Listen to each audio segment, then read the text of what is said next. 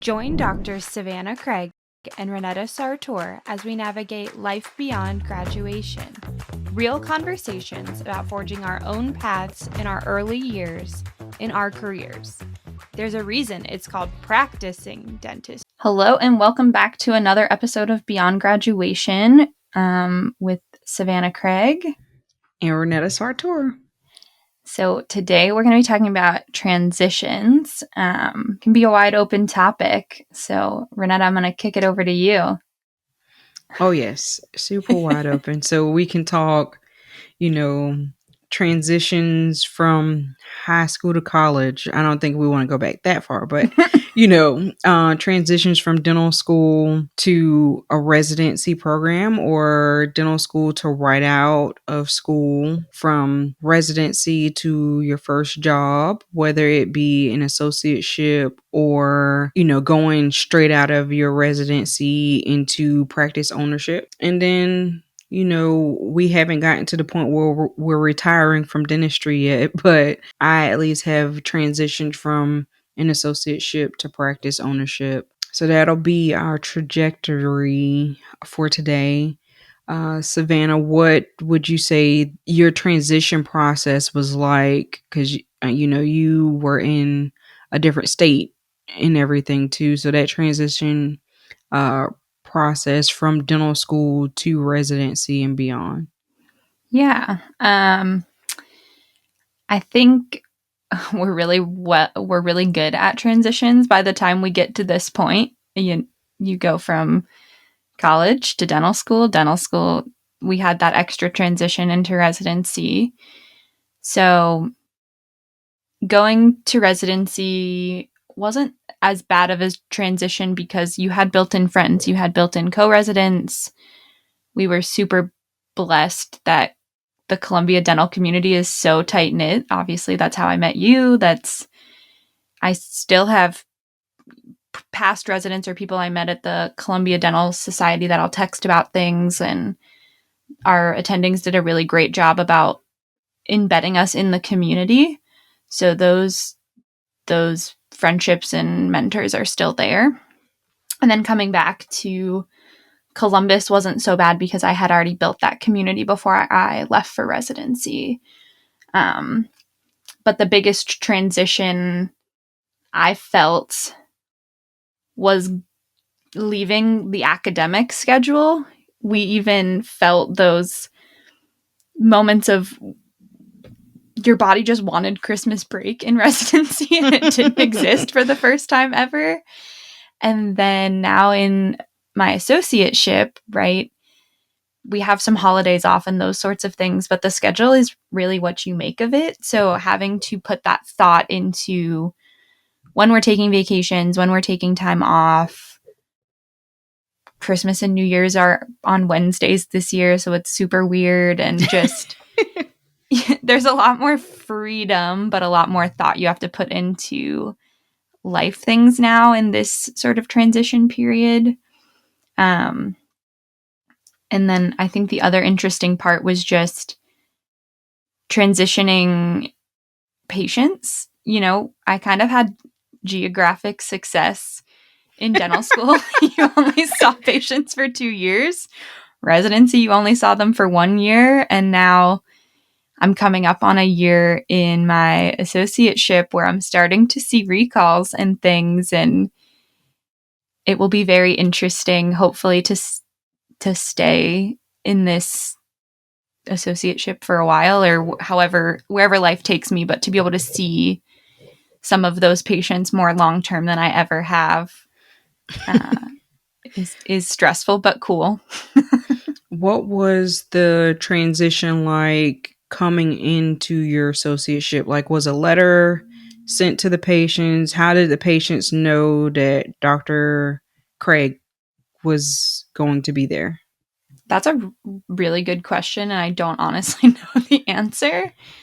I think I just showed up, and we just divvy up new patients and those sorts of things. The one transition I've been a part of was one of the long-standing doctors. She owned the practice for a long time, and then my boss bought her out, but she stayed on as an associate doctor for, I think, 5 years, retired back in May. And so a lot of her patients have transitioned their care to myself and some of the other doctors who are still there. And it's been really interesting to watch those patients have to get used to that transition. They saw her for 20 years. Mm-hmm. And it can be really, I'm sure, really hard for those patients, but it's also very stressful for me to come in.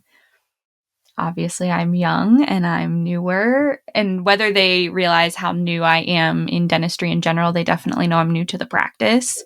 Mm-hmm. So it's been very interesting and very fun, and thankfully a lot of the patients have been on board with it and like that there's at least other female doctors still at the practice.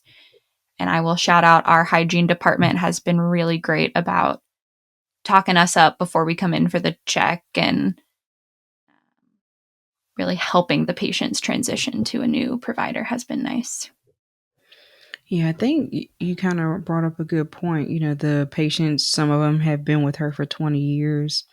I think it's interesting. I know you spoke about it being stressful, but a on the flip side, a good part about it is they've stayed with her for 20 years. So I'm sure in some of those introductory conversations, they've talked about her and talked about what made them stay with her for Yeah. 20 years. So Mm-hmm. I think for you, it's like, okay, you get to know what they loved about her in, in your own way, you know, incorporate that into how you treat those patients.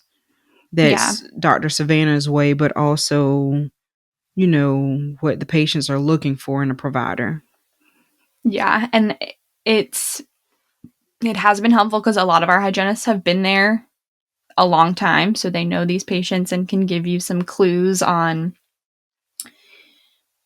patient X is a little more hesitant to do care. And not that you want to underdiagnose, but perhaps this appointment is me planting the seed. And when I see you again in 6 months, we're going to, or I don't know, not everybody remembers, but hey, it seems on the chart that Dr. So-and-so recommended a crown here. And I agree with her, and just trying to guide them on this path of we're not so different, her and I, and Mm-hmm. you're going to be okay. How was your transition when you bought your practice? Did the owners stick around very long, or how did they tell people that you were coming?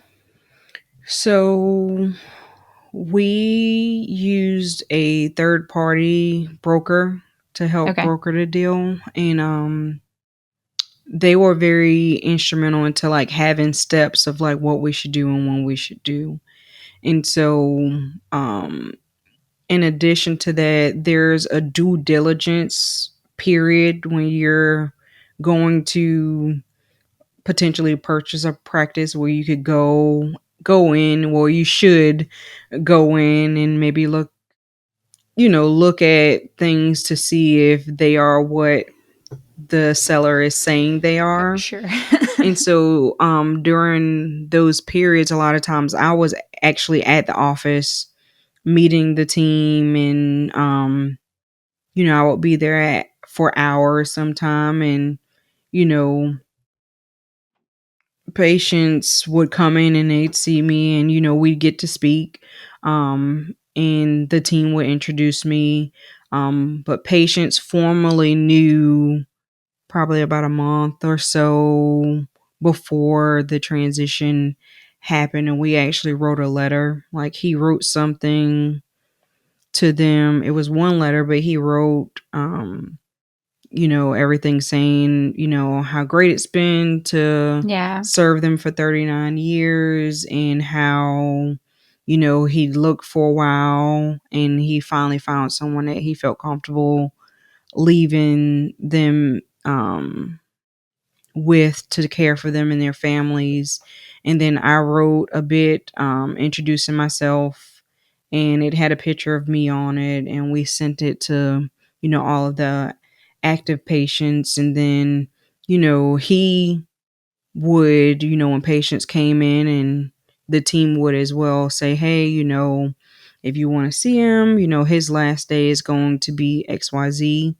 When we were in the due diligence and negotiation period, I did speak with him about if he wanted to stay on for like, a day or a half day. And he was fine with just letting our closing date be his last day. Yeah.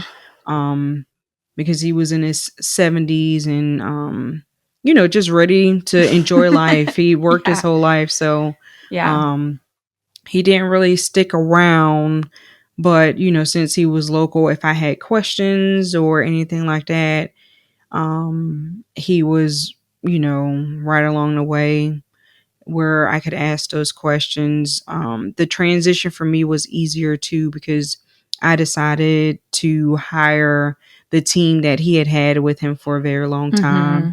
So I at least had them to help me navigate, patients and where things were in the office and that Yeah. sort of thing. So from that perspective, I was really blessed to, have that transition and for it to happen so seamlessly. Yeah. And I'm sure his sort of seal of approval really helped with the patient. You know what I mean? They feel more confident in you knowing that the previous owner wanted this and chose you and all of those things. And I have to give it to his, the team that I inherited from him in those initial meetings and conversations, the hygienist and assistant, they were very engaged and wanted to know from me, okay, well, here's a scenario. What do you normally do? Oh, wow. And so, for example, if a tooth had a really big filling in it and the hygienist could see fracture lines in it, you know, she would kind of start queuing them up that, hey, I see this going on.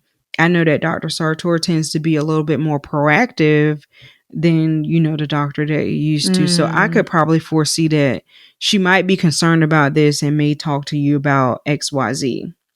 that's really nice. Even down to materials, he used different materials than me. And um, there were certain supplies or certain procedures I was bringing to the practice Yeah. that he didn't have. So they helped me be able to day one be able to provide those procedures by like telling me all of that stuff that I needed to know in advance so that on day one, if someone came in and needed a root canal, I could do it.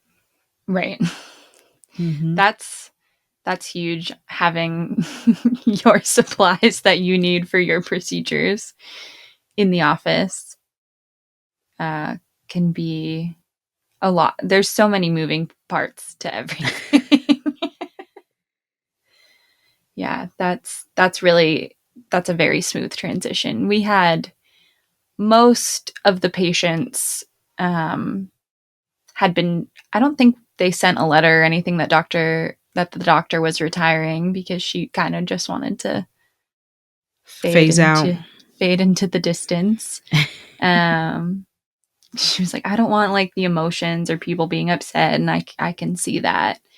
But so there were a couple of patients that were surprised to find out that their doctor had retired. Um, so those were interesting conversations. But you just try to be positive about it. Dr. So and so worked here for so long and took such good care of you, and now it's her time to enjoy retirement and enjoy her life. You'll be okay. Even in those transitions, I've found having the patient speak their piece about why they loved the previous dentist. Yeah. I have found that that's a quick way for us to bond. They would tell me stories of like things he did, and I'll laugh about it, and we'll say, "Oh yeah, he was a hoot." Yeah. And then they talk about maybe emergency situations where he was there for them from a dental perspective, and they Yeah. really appreciate it. And it helps me get to know them and know what they're looking for and what they value in a dentist. So I wholeheartedly welcome that. Yeah. I think that's sort of the question these days of my boss is opening some other offices and would I want to transition into some of these newer practices? And I like the patient relationships that I've built and I've worked hard over the last year. So I'm not ready to start over and have to transition them to another provider or whatever. So patients are can be challenging, but it's nice to have those relationships, and learning as much as you can about your patients really helps in these transition moments for sure. Are you starting to feel, because there was a point in my associateship where I was feeling like it was nothing that the owner had done or anything. But I just felt like, okay, I feel like I've learned everything that this opportunity, has provided me. And I think it's time. You just have a gut feeling when it's time to move on. Have you started feeling any of those feelings yet, or you feel like you're still I think learning? we're still moving and grooving.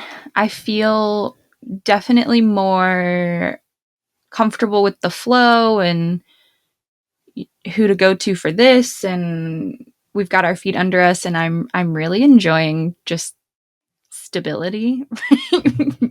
Speaking of transitions, we transitioned dental school, residency, back here, there. So we're staying in the same apartment. We're hopefully staying in the same job for the foreseeable future. So it's nice. I'm really enjoying just stability right now. And I think most of us dentists are really type A in terms of personality. So it's like once we've mastered one thing, we're like, okay, what's next? Yeah. What's next? So I'm trying to hold back that part of my personality.